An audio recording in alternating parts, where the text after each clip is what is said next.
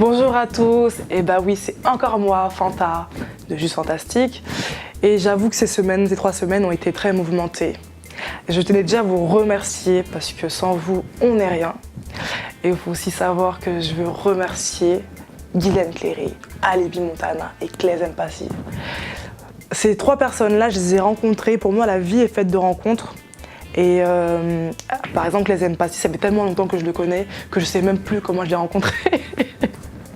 Mais il m'a marqué et c'est pour ça que je voulais souligner son histoire et celui de son fils. Je trouve ça super intéressant et j'ai pas hésité à lui demander, il a accepté. Et je remercie Claise Mpassi pour ça, pour ton ouverture d'esprit. Et juste après, je parlerai plutôt de Alibi Montana parce que un rappeur qui, oui, souvent les rappeurs ils veulent revenir, faire ci, faire ça, mais lui, il a vraiment fait ça parce que ça lui tenait à cœur de créer cet événement pour Haïti. Et une personne qui honore d'où elle vient, pour moi, ça me touche. Et c'est pour ça que je lui ai demandé une interview et il a accepté. Je le remercie d'avoir accepté parce qu'il aurait pu refuser, hein, vous savez. Soit certains, voilà, on les connaît. Et ma petite Guylaine Cléry que j'ai rencontrée pendant un petit voyage en Guadeloupe-Martinique. C'était une tournée avec l'INCHA. Et Guylaine Cléry, c'était le rayon de soleil. C'était le rayon de soleil, celle qui parle à tout le monde, souriante, pimpante. Non mais Guylaine, reste comme t'es, un gros cœur comme ça, rien que pour toi.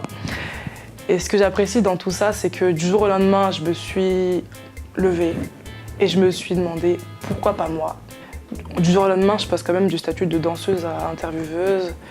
J'ai jamais fait d'école de journalisme et je suis là devant vous quand même, vous comprenez ou pas? La plupart des gens ne se rendent pas compte n'ont pas conscience de la vie des danseurs, parce que je suis moi-même danseuse, et les heures d'entraînement, les sacrifices au niveau de la famille, c'est plein de choses. Il y a des moments où on nous appelle, il y a un événement. Ah, je peux pas être là, j'ai un entraînement parce que la semaine prochaine je danse à tel endroit.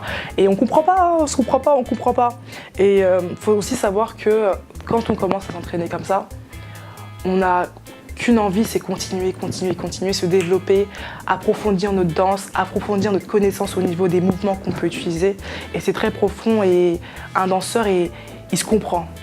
Mais la plupart des personnes ne comprennent pas ça et je trouve ça un peu triste.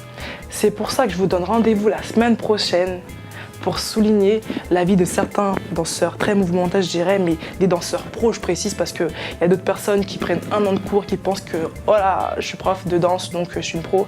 Non, nous on a passé des 4, 5, 6 ans, voire 10 ans dans des salles à s'entraîner dur comme fer.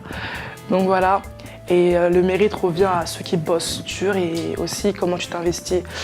Je rends souvent à César ce qui lui appartient, voilà, tout simplement. Donc retrouvez-nous la semaine prochaine avec des danseurs talentueux et vous verrez par vous-même qu'on ne rigole pas. Vous êtes juste fantastique, restez fantastique et on est tous pareils en fait au final.